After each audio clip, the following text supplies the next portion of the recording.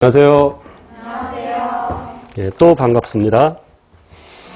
자, 이제 오늘부터 5주간 핵심 유학 강의를 진행하겠습니다. 이 얼굴을 보아하니 대부분 제 수업을 들었던 학생들인데 뭘 또 듣겠다고 같은 내용이야. 물론 추가적인 것이 조금 있긴 있는데 저의 강의를 처음 듣는 수강생은 없죠? 혹시 제 강의가 처음이다? 없죠? 있으면 안 돼요. 못 알아들어. 처음이라면.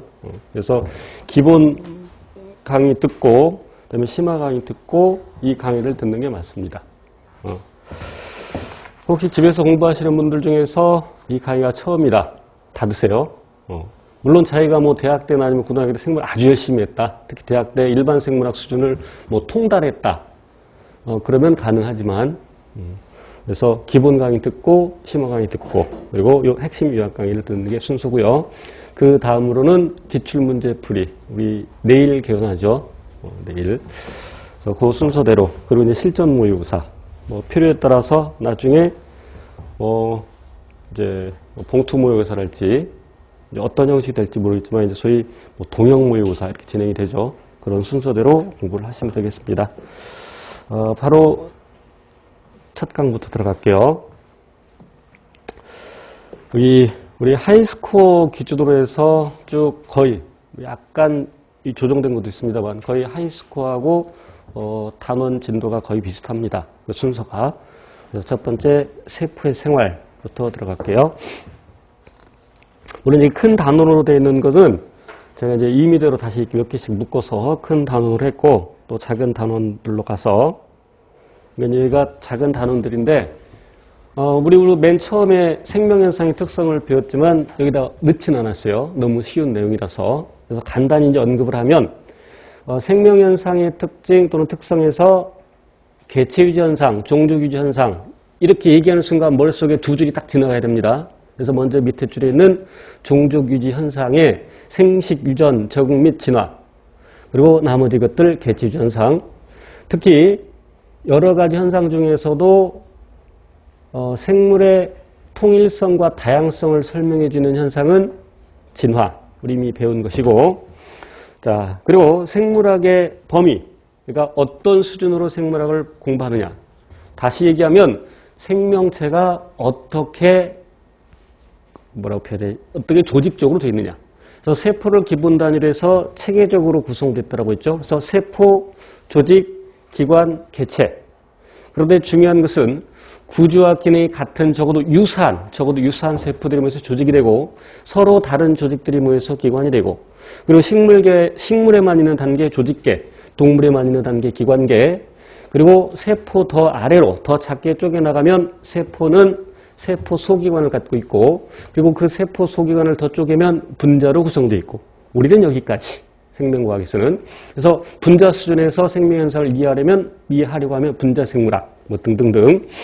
자, 그리고 이렇게 분자 수준에서 세포 소기관, 그리고 세포, 그리고 조직기관, 이렇게 단계가 올라갈수록 그 아래 단계에서 없던 새로운 특징들이 나타납니다. 그것을 창발적 특성이라고 하죠. 창발적 특성. 실은 그럼 분자를 더 쪼개면 원자가 되죠. 그럼 원자에서는 나타나지 않은 것들이 분자에서 나타나고 그럼 그 분자들이 모여서 세포 소기관이 되고 그 세포 소기관이 모여서 세포가 됐을 때 세포 소기관 수준에서 나타나지 않은 것이 세포 큰 수준에서 그리고 세포 수준에서 나타나지 않았던 것이 조직 수준에서 조직 수준에서 나타나지 않았던 것이 기관 수준에서 이렇게 나타날 수 있죠. 그것을 창발적 특성이라고 합니다. 기억해 두시고 자 이제 화면 보면서 진도 나갈게요. 생명체 화학적 구성을 보면 인체 다량원소 6가지, 특히 4가지 OCHN, 넘버원 채널 OCN 기억나시죠? 그리고 카피 6가지를 반드시 기억하시고 방사성 동위원소는 핵이 불안정해서 쉽게 붕괴되면서 방사선을 내놓기 때문에 추적이 가능하죠. 액선 촬영을 통해서 확인이 가능하죠. 그래서 생명과학에서 주로 쓰는 방사성 동위원소는 삼중수소 C14, P32, S35를 기억하셔야 되고 N15의 경우에 동위원소이긴 하지만 방사성 동위원소는 아니라고 했죠. 그러니까 이 N15, 이 질소를 이용해서 DNA 복제 방식을 밝혔었죠. DNA 복제 방식. 그래서 반보존적 복제 방식을 밝힐 때 썼던 것은 동위원소를 썼지만 그것은 방사성 동위원소가 아니죠. 그래서 그것은 자기방사법이 아닙니다. 이 방사성 동위원소를 이용했을 때 자기방사법 이렇게 얘기하죠. 자, 그리고 물은 생명체에서 매우 중요한데 물은 생명체 내에서 특히 세포 내에서 화학 반응의 매개체가 되죠. 그래서 물이 없으면 생명현상이 일어나지 못합니다. 그럼 물은 어떤 특성을 갖고 있느냐? 극성을 띠고 있죠. 극성을 띠고 있고. 자, 그런데 무엇보다도 여러 가지 특징이 수소 결합 때문에 나타나죠. 물론 극성 때문에 나타나는 것도 있고, 그러나 주로 수소 결합 때문에. 그래서 응집력 크고 부착력 크고 표면 장력 크고 그리고 비열과 기화열도 크죠.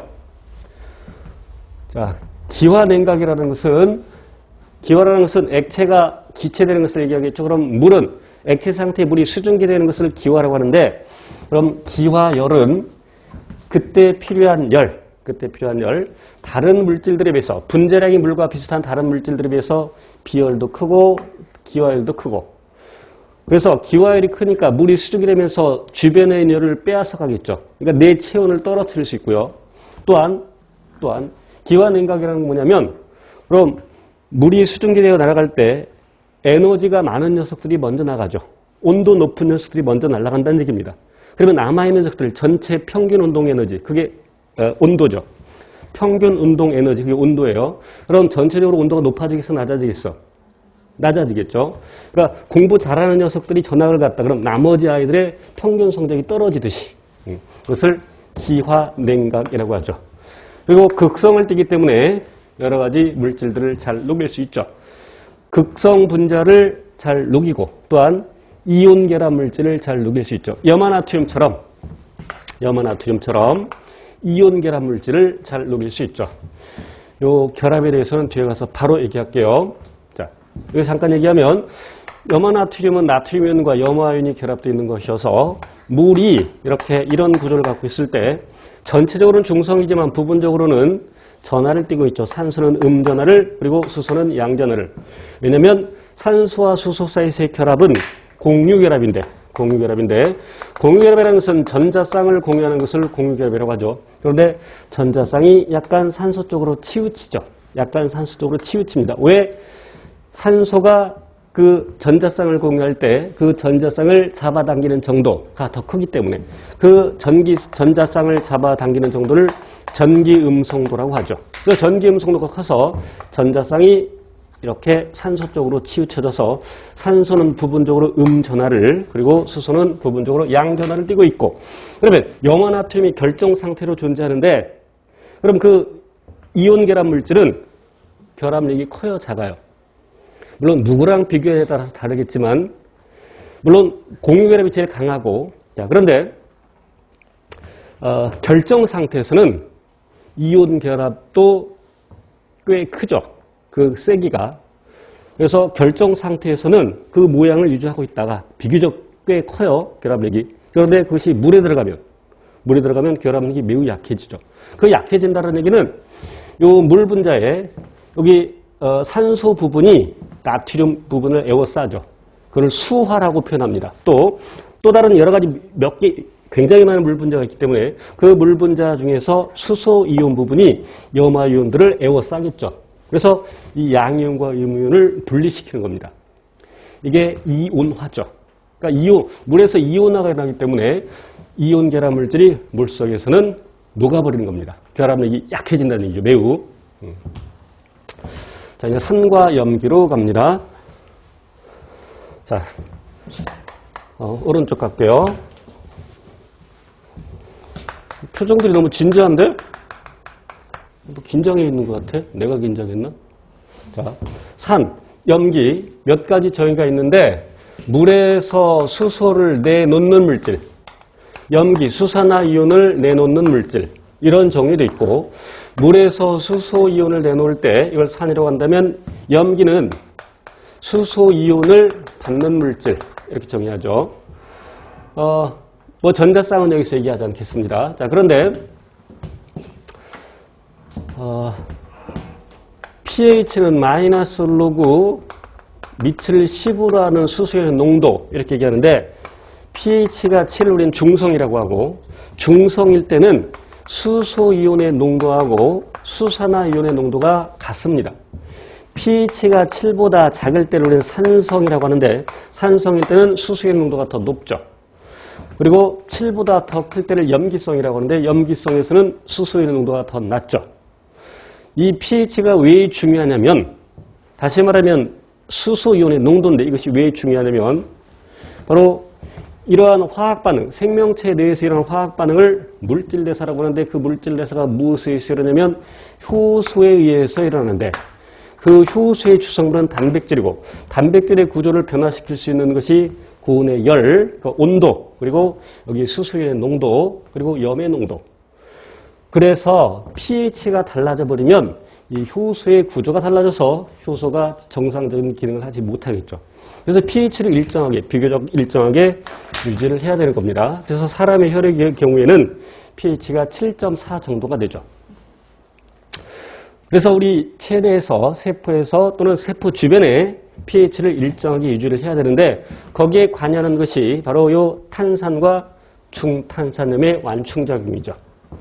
자, 이산화탄소가 세포결과 생기면 이산화탄소가 물에 녹게 되고 그럼 물에 녹아서 탄산을 형성하고 그 탄산은 수소이온과 탄산수소이온으로 이온화가 되는데 이 반응들은 모두 가역반응입니다. 역반응이 가능한 것을 가역반응이라고 하죠. 이제 요 녀석을 좀 더 자세히 볼 텐데 자, 사람 이름은 몰라도 되지만 르샤티에 원래 지금 얘기하는 겁니다. 어떤 화학 반응이 일어날 때 그 변화를 방해하는 쪽으로 반응이 일어난다고 있어요. 그래서 pH가 밑에 쓸게요. pH가 낮아지면 pH가 낮아진다는 얘기는 수소이온의 농도가 높아진다는 얘기예요. 그러니까 이것은 산성도가 증가한다는 얘기야.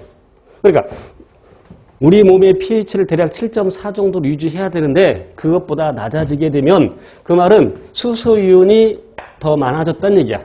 우리가 유지해야 되는 것보다 수의 농도가 더 높아졌다는 얘기야. 그러면 반응은 여기서 왼쪽으로 일어나겠죠. 얘가 많아지니까 얘가 많아지는 것을 방해하는 쪽으로 방해가 일어난다. 다시 반응이. 그래서 왼쪽으로. 자, 그런데 pH가 높아진다는 얘기는 수소의 농도가 떨어진다는 얘기야. 수소이온이 줄어든다는 얘기야. 얘가 줄어드니까 이때는 반응이 오른쪽으로 더 많이 일어나면서 원래대로 수소의 농도를 유지할 수 있죠. 그래서 우리 체내에서 매우 중요한 반응입니다. 그래서 요 H2CO3를 탄산이라고 하고 그다음에 여기 HCO3 탄산수소이온 또는 중탄산이온 이렇게 부르죠. 자, 그리고 이제 수소결합 얘기가 나왔으니까 그래서 결합과 관련된 내용들을 얘기할게요. 수소결합으로 직접 들어가기 전에 우리 이온결합 아까 슬쩍 얘기했고요. 그래서 원래 이온결합이라는 것은 그러니까 화학에서 말하는 이온결합은 그냥 양이온과 음이온이 결합이 아니라 그러니까 엄밀히 말하면 금속 양이온과 금속과 간단히 얘기하면 이렇게 얘기할 수 있어요. 금속과 비금속의 결합 이렇게 얘기해요. 그런데 금속은 전자를 잃기 쉽고 전자를 잃어버린다는 얘기는 자기는 양이온이 된다는 얘기죠. 비금속은 전자를 받으려는 경향이 있죠. 그래서 비금속은 마이너스 전하를 띠죠. 그래서 이 양이온과 음이온이 서로 결합하는 것을 이온결합이라고 합니다. 그래서 분명히 화학에서는 금속 양이온과 비금속 음이온의 결합인데 생물학에서는 그냥 양이온과 음이온의 결합을 이온결합이라고 흔히 얘기합니다. 생물학에서는 양이온과 음이온의 결합을 흔히들 이온결합이라고 하죠. 자, 그리고 공유결합은 전자쌍을 공유하는데 결국 왜 전자쌍을 공유하려고 하고 왜 이 녀석이 전자를 잃어버리기로 하고 전자를 이런 것들이 모두 옥텟 규칙을 만족하기 위해서죠. 옥텟 규칙이에요. 첫 번째 전자 껍질에 2개, 두 번째 전자 껍질에 8개, 세 번째 전자 껍질에 8개 계속. 물론 이런 것까지 시험에 나오진 않겠습니다만 각각의 전자 궤도에 전자를 최대 어떻게 채울 수 있냐. 2의 n제곱만큼 채울 수 있죠. 그러니까 첫 번째는 2개, 두 번째 8개, 그 다음에 세 번째는 3, 3은 9, 28, 18개 채울 수 있고 네 번째 전자 값지는 4, 4, 32. 벌써 이 곱했어요. 이렇게 채울 수 있지만 그것이 맨 바깥쪽 전자 껍질이 됐을 때는 첫 번째 전자 껍질에 2개, 두 번째, 그러니까 요렇게 돼 있어. 그러면 8개 채울 수 있다는 얘기예요. 만약에 이게 맨 바깥쪽 전자 껍질이 아닌 경우에는 여기다 16개까지 다시 3, 3은 9, 20, 18개까지 채울 수 있지만 그것이 맨 바깥쪽 전자 껍질이 되면 어디 8개 채우려고 한다. 왜? 그래야 안정하니까. 그래서 안정적인 구조를 하기 위해서 안정적으로 되기 위해서 다 이온 결합이니 공유 결합이니 등이 나타나게 되죠. 이제 이 공유 결합은 조금 더 들어갈게요. 극성 공유 결합과 무극성 공유 결합이 있는데 무극성들은 비극성 이렇게 얘기하죠. 극성, 지금 결합의 종류예요. 결합의 종류. 전기 음성도 차이, 전기 음성도 차이로 보는 거죠. 전기 음성도의 차이로. 그래서 전기 음성도 차이가 0.5부터 2.01 대 이것을 극성 공유결합이라고 하고 예전에는 전기 음성도 차이가 없을 때, 그러니까 전기 음성도가 똑같을 때 그것을 그러니까 예를 들어서 수소끼리 결합했다. 그럼 전기 음성도 차이는 없는 거죠. 이럴 때를 무극성 공유라고 했습니다만 지금은 전기 음성도 차이가 0.5보다 작을 때 이것을 무극성 공유결합이라고 하죠. 그러면 전기 음성은 2.0보다 더 커버려. 한쪽이 더 아예 커서 그냥 그걸 아예 가져가 버려. 전자를 아예 가져가 버려. 그러니까 나는 음이온이 되고 너는 양이온이 되고 그래서 이온 결합을 하게 되죠. 이 정도 해두시면 되고 자. 그럼 이온 결합 다시. 그래서 우리 이제 그 공유 결합하는 물질을 분자라고 하죠. 물론 분자 정의에서 예외도 있어요. 18쪽의 경우에는 공유 결합을 하지 않았지만 분자라고 얘기합니다. 그러니까 원자 혼자서 분자가 되는 거죠. 결합 없이. 그래서 그걸 단원자 분자. 18쪽 불활성 기체라고도 하죠. 자, 그러면 이온 결합을 하는 물질, 염화나트륨처럼 이온 결합하는 물질을 말 그대로 이온 결합 물질 또는 이온 화합물이라고 하는데 분자의 경우에는 예를 들어 물을 분자를 예를 든다면 모든 물 분자는 예외 없이 산소 원자 2개와 다시 산소 원자 1개, 수소 원자 2개가 결합하고 있어. 이렇게 산소 원자 하나에 수소 원자 2개가 결합되어 있어요. 항상. 그래서 이렇게 한 개 한 개 개수를 셀 수가 있어. 그런데 염화나트륨 결정은 개수를 셀 수 있어 없어? 이온 결합 물질은 개수를 셀 수 없어요. 그러니까 그래서 이온 결합 물질의 경우에는 개수를 셀 수 없지만 그래도 이온 결합 물질의 경우에도 지금 염화나트륨의 개수 다시 나트륨 이온의 개수, 염화이온의 개수는 고려하지 않아. 이온의 개수. 그냥 결정 상태야. 그렇지만 염화나트륨의 경우에 나트륨과 그러니까 나트륨 원소와 염소 원소가 항상 원자라고 해요. 항상 1대1의 비율로 결합하고 있죠. 일정한 비율로. 아무리 이온 결합 물질을 하더라도 그러니까 화합물 그러면 두 가지 이상의 원소가 일정한 비율로 결합하는 물질. 예를 들어서 이산화탄소 이건 분자고 물론 분자도 화합물에 포함이 되죠. 그런데 이온 결합 물질 예를 들어서 또 이런 것들이 있어. 뭐 얘를 외울 필요 없습니다만 얘도 비록 이온 결합 물질이지만 이것도 결정 상태로 존재하지만 마그네슘과 염소의 비율은 항상 1대2로 결합한다는 얘기예요. 그렇죠? 그래서 일정한 비율이 중요합니다. 그래서 수소 결합이 뭐냐 아까 설명을 했었어야 되는데 그래서 부분적으로 산소가 마이너스 전을 띄고 있고 수소가 플러스 전을 띄고 있어. 그럼 주변에 물 분자가 또 있을 때 요 녀석끼리 결합을 하는 거죠. 플러스 마이너스 서로 상반된 전기를 띄고 있으니까 서로 잡아당기는 겁니다. 이 수소가 이미 분자 내에서 한 분자 내에서 그러니까 공유를 이미 하고 있어. 전기 음성도 큰 녀석과 공유를 하고 있는데 그 수소가 다른 분자에 있는 이 분자가 같은 종류든 다른 종류든 그건 중요하지 않아.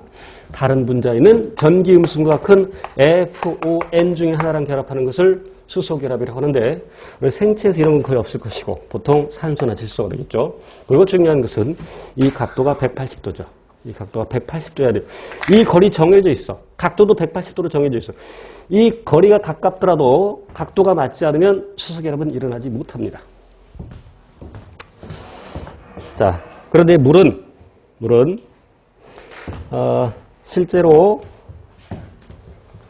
그러니까 액체 상태의 물이 있을 때 이렇게 분자 상태의 물도 있지만 이온 상태로 존재합니다. 그래서 물이 이렇게 이온화된다고 하죠. 물이 이렇게 수소이온과 수산화이온으로 이온화가 된다고 하죠. 그럼 순수한 물은 pH가 7이죠. 순수한 물은 pH가 7이야. 봐. 수소이온과 수산화이온의 개수가 똑같죠. 농도 개념으로 치면 이게 물 농도가 똑같게 되니까 pH 7 중성 상태가 되는 거야. 그러나 실제로는 이렇게 표기를 하지만 실제로는 수소이온이 이렇게 존재하는 게 아니라 실제로는 그러니까 물 분자가 두 개 있으면 한 물 분자가 다른 물 분자에 있는 수소이온을 빼앗아옵니다. 자, 이렇게 볼게요. 물 분자가 이렇게 두 개 있어요. 물 분자가 두 개 있으면 왼쪽 녀석이 이제 이렇게 요 녀석이 물론 그 반대일 수도 있지만 이 녀석이 이 왼쪽에 있는 녀석이 오른쪽에 있는 수소이온을 뺏어와. 그 말인즉슨 이 오른쪽에 있는 녀석이 수소이온을 준다는 얘기야. 그래서 이 녀석이 수소이온을 받아서 이렇게 존재하죠. 이거 어렵지 않아요? H2O에다가 수소이온 하나 더 붙였으니까 얘가 3되면서 플러스 전화를 뜨는 거지. 이해됐어? 그리고 그러니까 여기에는 수소이온이 여기 가서 붙은 거야. 여기 가서. 대신 얘는 이제 이렇게 존재를 하겠지. 그죠? 그래서 실제로는 이런 상태로 존재합니다. 물이 어떤 상태로 존재하느냐 그러면 이걸 골라야 돼. 선제익이 있으면 이걸 골라고 혹시 선제익이 없다 그럼 얘를 골라야지. 그렇죠? 그래서 이거를 하이드로늄 이온이라고 하죠. 하이드로늄 이온.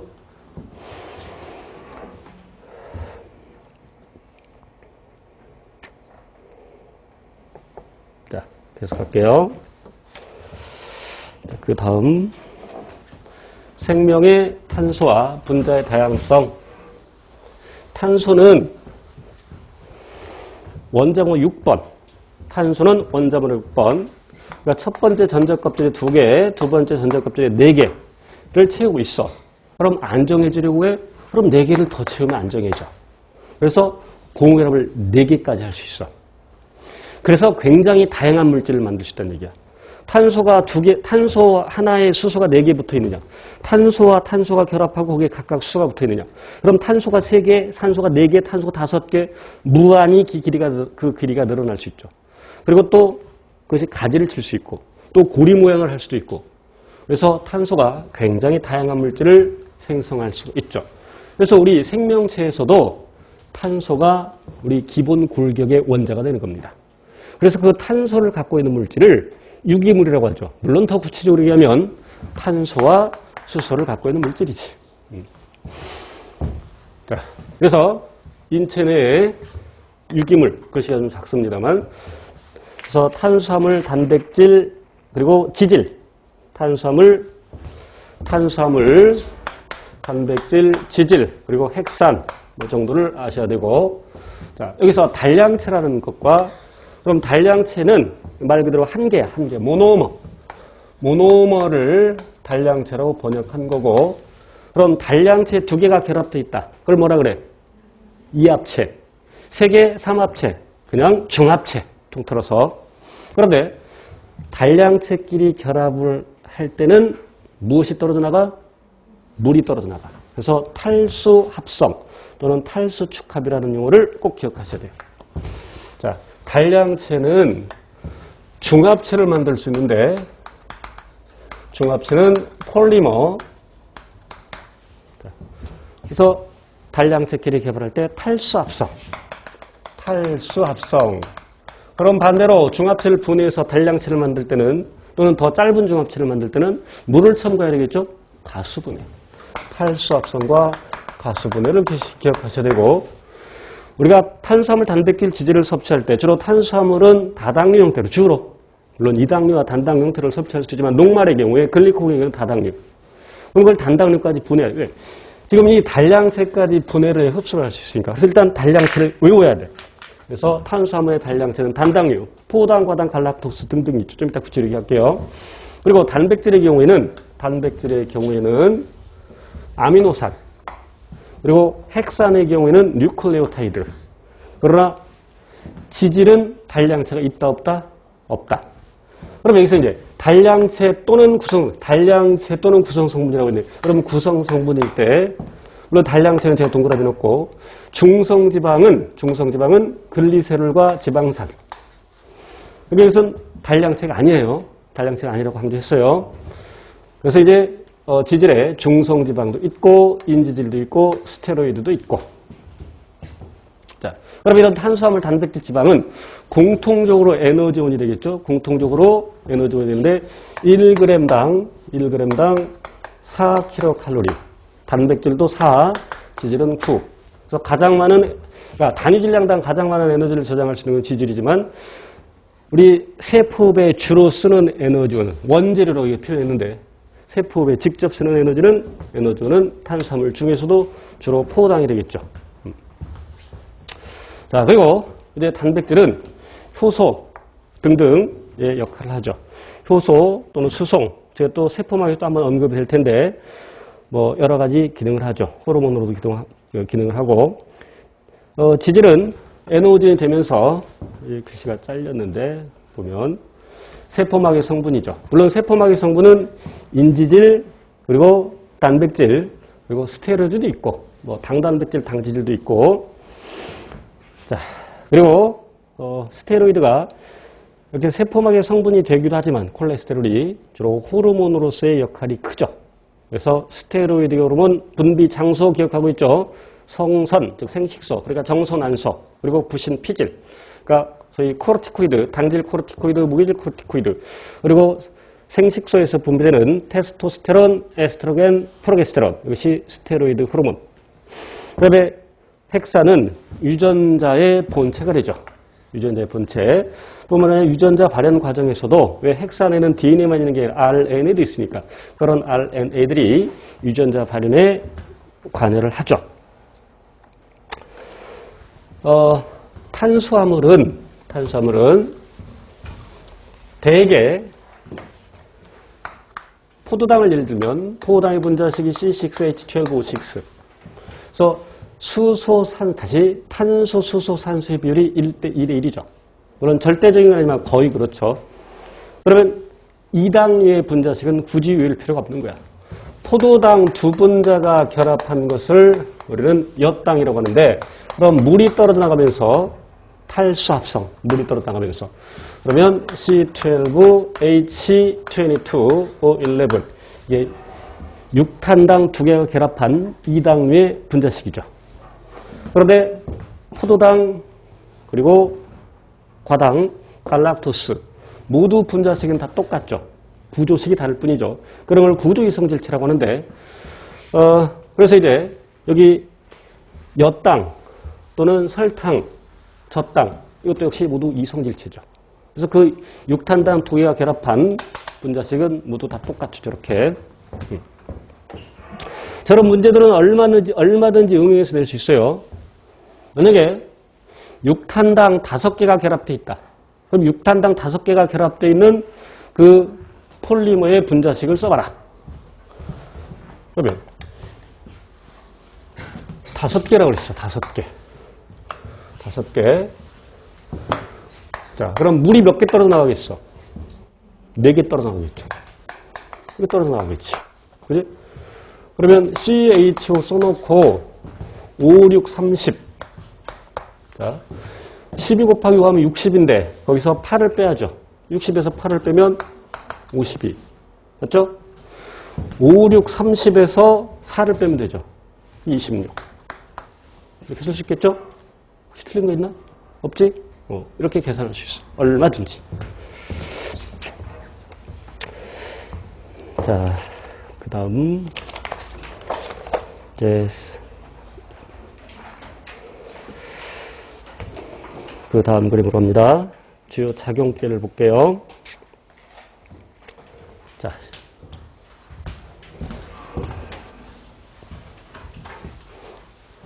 NH2 아미노끼라고 하죠. 아미노끼를 갖고 있는 물질을 뭐라 그래? 아민. 자, 여기 COOH가 있네요. COOH, 카복식이 발음상. 카르복실기 또는 카르복실기. 여러분 어느 게 더 익숙해? 카복스키가 익숙해? 카르복스키가 익숙해? 이게 익숙하지? 나이 먹었던 뜻이에요.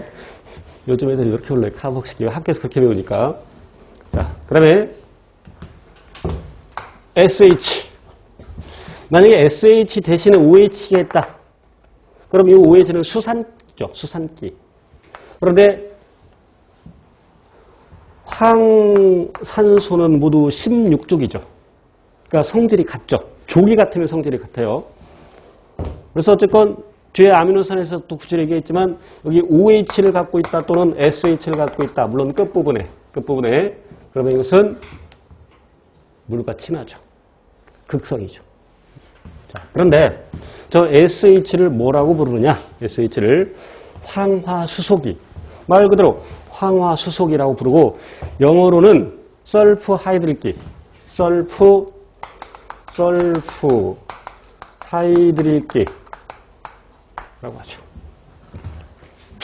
설프 하이드릴기 또는 황화수소기.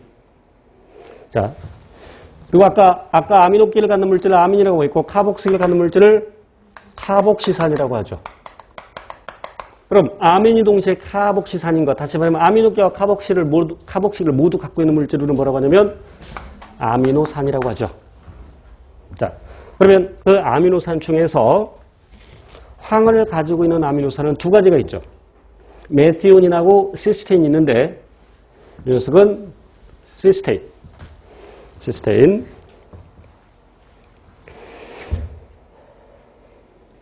자, 그래서 황함유 아미노산 두 가지 기억하셔야 돼요. 메티오닌과 시스테인. 자, 그런데 SH 아까 OH기를 갖고 있으면 극성을 띈다라고 했어요. 그런데 저 시스테인은 약한 극성을 띱니다.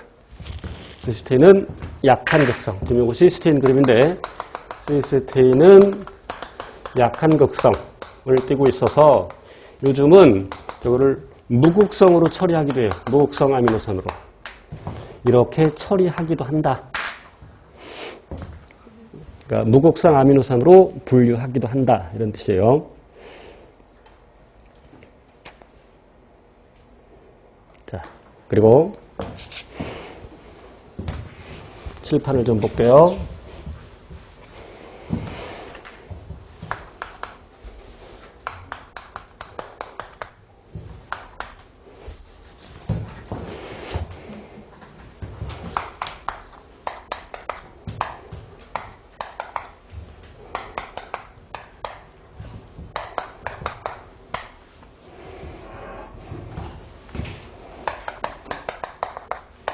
여기서 선은 모두 공유 결합을 나타내고 있죠.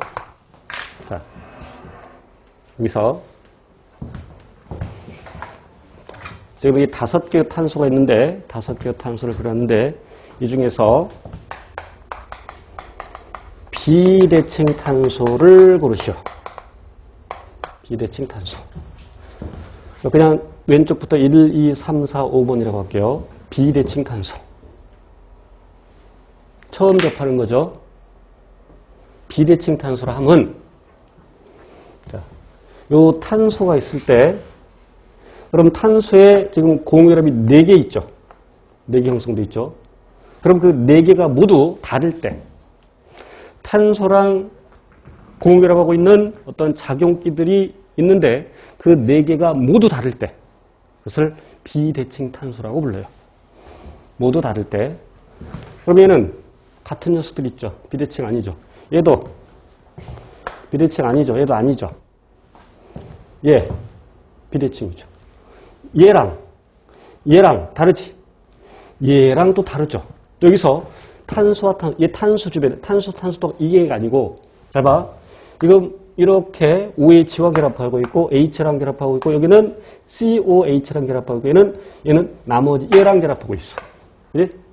이해돼요? 나머지 전부 해야 돼. 그러니까 지금 요 OH, H, 요 C 어쩌고 COH 다 네 개가 다 다르죠. 그래서 요 녀석이 비대칭 탄소이죠. 되겠어? 그러면 첫 번째 탄소의 경우에는 공결합을 4개 하고 있지만 지금 요 녀석은 하나랑 공결합은 4개지만 지금 결합은 하나, 둘, 세 개죠. 공결합은 하나, 둘, 셋, 4개지만 지금 이 탄소가 결합하고 H, 요 녀석, 그리고 O잖아. 세 가지잖아. 그지? 4개 해야 돼, 4개. 요 녀석은 비대칭 탄소가 아니죠. 이해됐어? 비대칭 탄소 주변에 붙어있는 4개가, 4종류가 모두 다 달라야 돼. 그때 비대칭 탄소라고 부르죠. 자, 그 다음에 그 밑에 있는 그림을 보면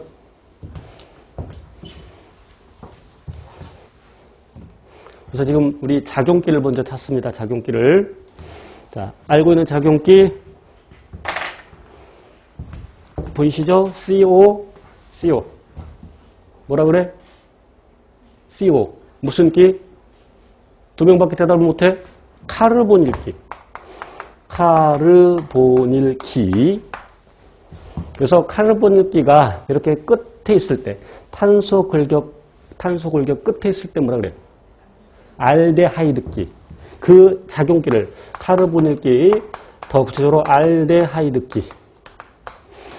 그러면 탄소 골격 내부에 있는 것을 케톤기라고 하고, 그래서 알데하이드기를 갖는 단당류를 알도스, 알데하이드기를 갖는 단당류를 알도스, 케톤기를 갖는 단당류를 케토스라고 부르죠.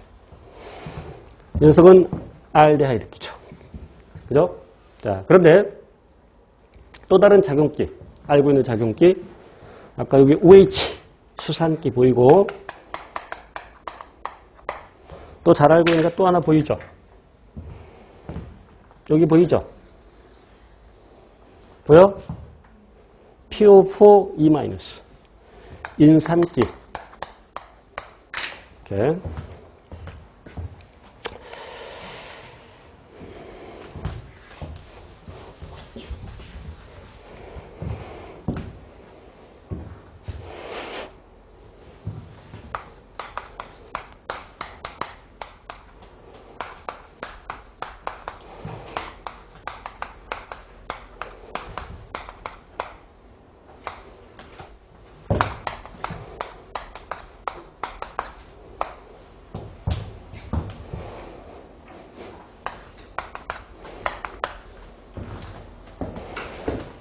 뭐야 저거?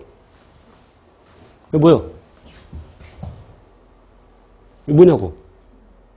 뭐라고? 그림. 구조식을 나타냈어. 누구의? 이걸 이제 연결이라고 제가 표현하는 거예요. 배웠는데 몰라 지금.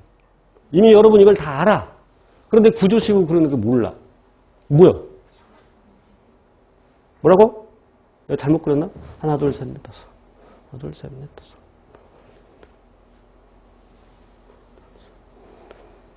나 빠졌나?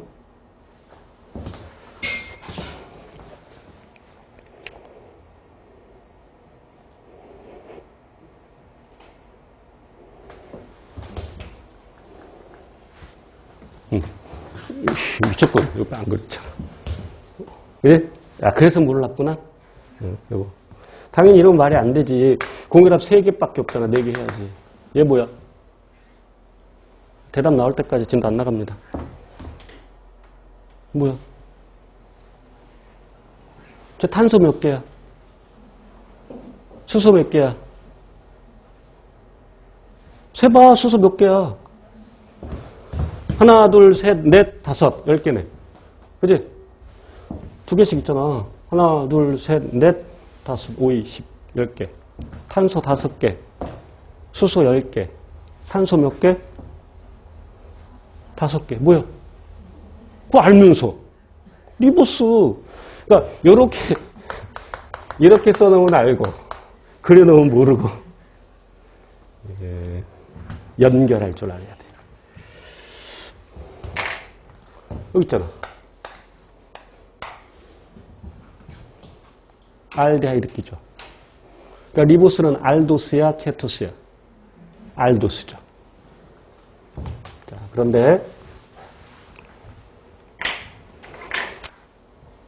단당류는 이렇게 사슬 형태로도 존재하지만 고리 형태로도 존재하죠. 그래서 이 녀석이 이제 고리 형태가 되면 이렇게 해서 요 각 꼭지점 자리에 탄소가 들어있어. 탄소 원자가. 그러나 생략해주기도 하고. 써볼게. 그러니까 화학자들은 귀찮으니까 생략을 해.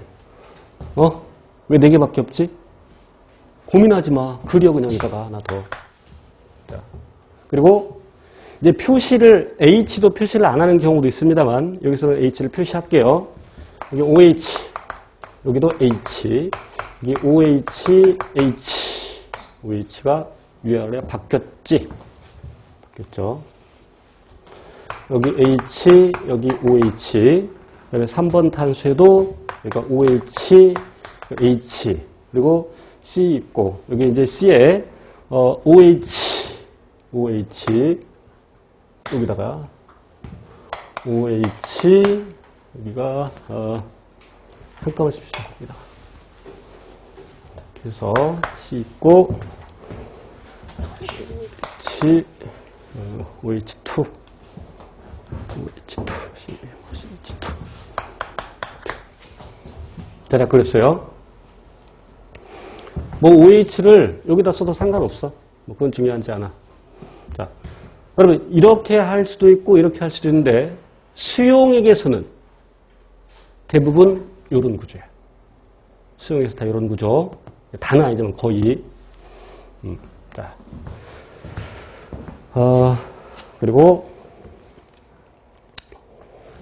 또 하나 그려볼까? 근데 요 녀석 떨어져 나가면 이건 뭐야? 이건 알지 이제. 디옥시리보스. 그래서 아까 C5H10O5가 리보스의 분자식인데 그럼 디옥시리보스는 그러니까 아까 탄소, 수소, 산소, 특히 수소와 산소의 비율이 2대 1이야. 근데 이 경우는 아니지. 자, 그리고 아까 6탄당 2개가 결합해서 2당이 될 때 물이 한 분자 떨어져 나가는데 그럼 물 한 분자 떨어져서 이렇게 떨어져요. 그럼 2대 1로 떨어져 나가죠. 그러니까 아까 2당의 분자식에서도 수소와 산소의 비율이 2대 1이었죠. 왜? 이렇게 떨어져 2대 1로 떨어져 나가니까. 그러니까 단당류만 그런 것이 아니라 2당류로 그렇고 다당류로 그렇고 되게 수소와 산소의 비율이 2대 1인 거지.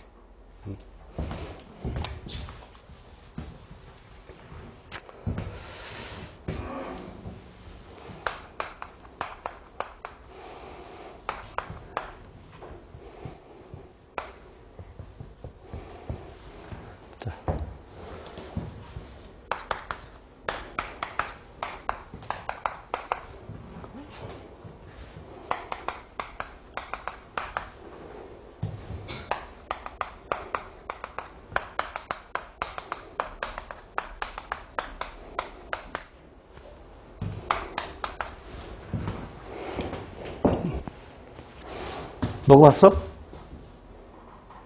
내가 먹어봤어? 그럼 대부분 여러분 먹어본 걸 물어보고 있습니다. 얘는 뭐야?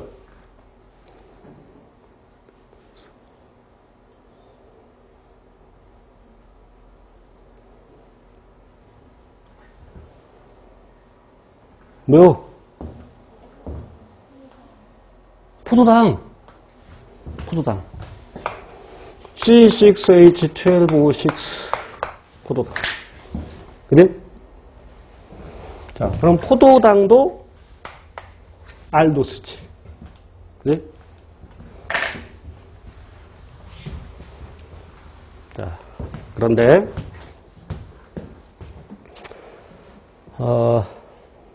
이 포도당은 역시 또 고리 구조를 형성하죠. 그래서 수용액에서는 대개 고리 구조를 하고 있는데, 이렇게 육각형 고리 좀 크게 그립시다. 이 구조가 직접 시험에 나올 가능성은 적겠습니다만 물론 나온 적도 있어요. 그러나 이 구조를 외워서 풀 수 있는 문제는 아니었지. 자, 지금 여기 각 꼭지점 자리에 탄소가 있는데 여기에서는 탄소를 그냥 생략할게요. 꼭지점 자리에 탄소가 있는데 탄소를 생략하고 그리겠습니다. 그래서 여기 H가 UH, UH 여기 OH가 있고 OH, H OH, H 있고 H도 생략합시다. 학자들 귀찮으니까 생략을 해. 자,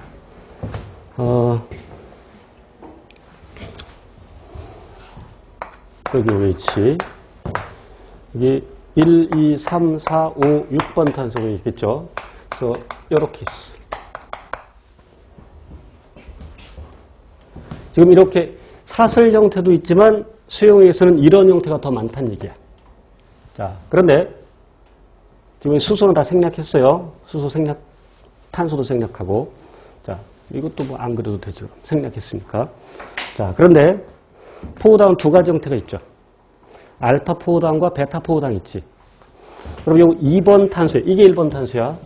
그럼 2번 탄소에 있는 OH가 이 구조에서 위에 있느냐 아래에 있느냐.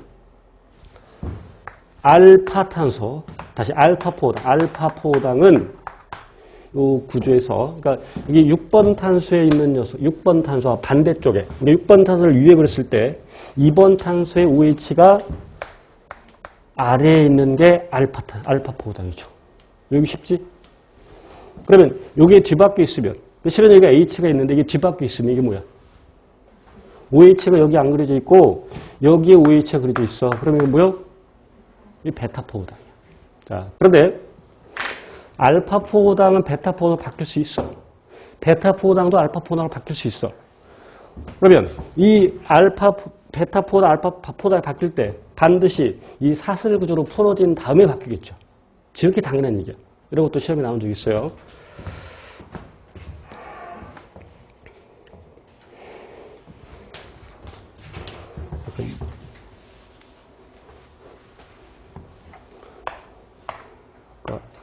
여기 잘못 말했어. 여기 1번 탄소가 요게 알파 포우당, 이게 뒤바뀌면 알파 포우당, 이게 알파 포우당, 이게 위에 있으면 베타 포우당. 어쨌든 OH가 아래쪽에 있는 게 알파, 알. 자, 그런데 여러분 이제 6탄당에 지금 알도스, 케토스 지금 얘기를 좀 더 하려고 하는데, 지금 이 사슬 형태에서, 그러니까 다시, 알도스냐 케토스냐는 여기서 따지는 게 더 쉬워요. 자, 요 CO가 OH랑, 그러니까 이 O가 OH랑 바꿔치기를 해. 자, OH랑 얘가 바꿔치기를 해. OH, 여기가 이렇게 돼 있어. 그러면, 이제, 요 녀석이 바로 카르보닉가 되죠. 이게 누구? 이게 과당. 그럼 과당은 케토스죠. 자, 아까 다시 그 포도당, 다시 포도당 그려서 여기가 OH가 있고 여기가 O가 있었는데, 자, 요 녀석이 자리 바꿈을 해. 요 녀석이 서로 바꿔. 그러니까 이렇게 바뀌고 있어.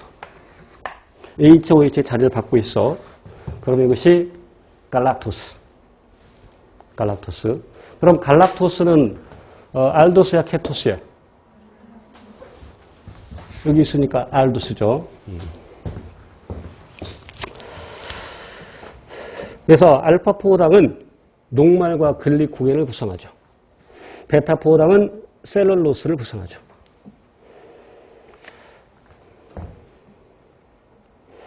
자, 그 다음 단백질의 구조 볼게요. 자, 단백질의 구조. 단백질의 구조는 1, 2, 3, 4차 구조가 있죠. 단백질의 구조는 1, 2, 3, 4차 구조가 있어요. 1차 구조는 아미노산의 서열, 종류와 배열 순서. 이제 NH기와 CO기 사이에서 NH기, 아미노산의 NH기와 또 다른 아미노산의 CO기 사이에서 결합이 일어나면, 수소결합이 일어나면 그것이 2차 구조. 그리고 지금 화면에 보이는 것은 몇 차 구조? 화면에 보이는 것은 단백질의 몇 차 구조? 자, 2개 이상의 3차 구조가 모여서 4차 구조가 되죠. 2개 이상의 3차 구조가 모여서 4차 구조가 되는데, 그럼 4차 구조 속에 3차 구조가 있고, 3차 구조 속에 2차 구조가 있고, 2차 구조 속에 1차 구조가 있어. 그럼 이건 지금 사슬이 몇 개야? 이렇게 지금 사슬이 1개잖아. 3차 구조를 보여주고 있죠. 그럼 3차 구조에는 어떤 결합들이 나타나느냐를 지금 보려고 하는 거야. 자, 여기 흰색으로 쓸게요. 수소가 산소랑 결합해 있네? 무슨 결합? 수소 결합. 수소 결합. 또 여기는 CH3가 서로 이렇게 가깝게 있네? CH3는 물과 친해, 안 친해? 물과 안 친하지? 그럼 무극성인 애들이, 물을 싫어하는 애들끼리, 물을 멀리하는 애들끼리 지금 이 물의 환경에서 얘네들이 물을 멀리하면서 지네들끼리 가깝게 맞닿아 있죠. 이걸 뭐라 그래? 소수성 상호작용 또는 물과의 상호작용. 소수성 상호작용. 소수성 상호작용. 뿐만 아니라 무극성 분자들이 순간적으로 전자들이 한쪽으로 치우쳐지면서 서로 간에 잡아 당길 수 있죠. 약한 결합이지만. 그걸 뭐라 그랬어? 반데르발스 인력들이 나타나고, 이건 이황화 결합이죠. 이황화 결합. 자, 이 녀석은 무슨 결합이겠어? 지금 마이너스 전을 띄고 있고, 표시를 잘 안 했지만 플러스 전을 살짝 띄울 수 있죠. 그래서 이 녀석이 바로 이온 결합인데, 화학에서 말하는 이온 결합, 아까 금속과 비금속의 결합이겠는데 다 비금속이죠.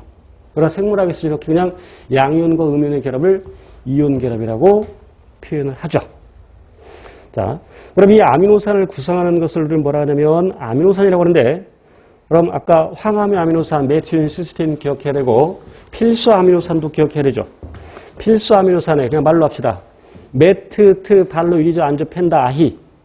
그래서 메티오닌, 트리오닌, 트립토판, 그리고 발린, 류신, 이소류신, 리신, 그리고 페닐알라닌. 이 8가지가 성인의 필수 아미노산. 그리고 어린 아이들은 아히, 추가로 2가지 더, 아르기닌, 히스티딘. 자, 그리고 이제 아미노산은 전하를 띄는 애들도 있고 전하를 띄지 않는 애들도 있는데, 그럼 전하를 띄는 애들은 산성 아미노산과 염기성 아미노산이 있는데, 산이라는 것은 물에서 수소연을 내놓는 물질이라고 했지? 물에 수소연을 내놓으니까 내가 플러스를 내놓으면 나는 마이너스가 되지. 그래서 마이너스 잔을 띄고 있는데, 이 산성 아미노산은 산자로 끝나죠. 글루탐산, 아스파르트산, 산자로 끝나고, 염기성 아미노산은 염기가 수소연을 받는 거. 그래서 플러스 전을 띄는데, 염기성 아미노산은 아까 아히에다가 리신 하나 더 붙여서 리아이, 리신, 아르기닌, 히스티딘. 그러면 이제 나머지는 전하를 띄지 않는데, 그럼 전하를 띄지 않는 애들은 극성 아미노산도 있고 무극성 아미노산도 있죠. 그래서 극성 비전하를 띄지 않지만 극성인 것. 그래서 아석을 세트로 극비 요소죠. 그래서 아스파라긴, 시스테인, 아까 시스테인의 경우에는 무극성으로 분류하기도 한다고 그랬어요. 그래서 아스파라긴, 시스테인, 글루타민, 세린, 트레오닌, 티로신. 그러면 나머지 것들은 뭐겠어? 그럼 나머지 것들은 이제 무극성이겠죠. 이거 두셔야 되고. 자, 티로신은, 여기, 티로신. 녀석은, 티로신은 고리 구조를 갖고 있죠. 벤젠고리. 그런데, 저 티로신은 극성이죠. 그럼 무극성 아미노산 중에서 벤젠 고리를 갖고 있는 게 두 개 있었죠. 페니잘라닌, 트립토판.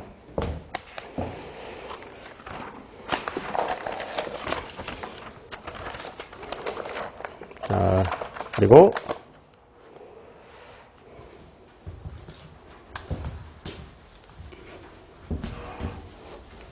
얘 뭐요? 얘 뭐요?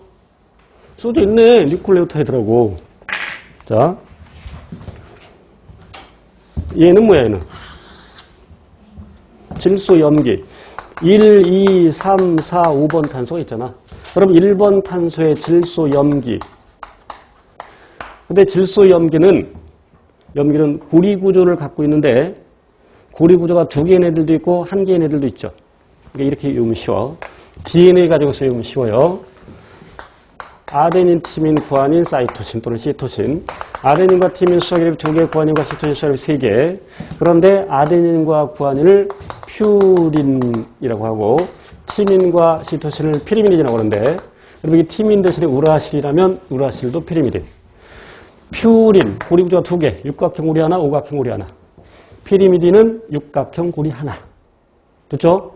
그러니까 저 녀석은 피리미딘을 나타내고 있는데 자, 그런데 이 당이 뭐요? 리보스야, 디옥시리보스야? 디옥시리보스. 이 녀석은 디옥시리보스. 디옥시리보스. 2번 탄소에 산소가 떨어져 나가 있죠. 그러면 인산기.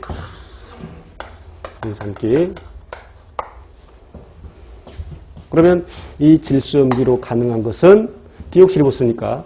그럼 여기 티민 아니면 시토신이 되겠죠. 됐지?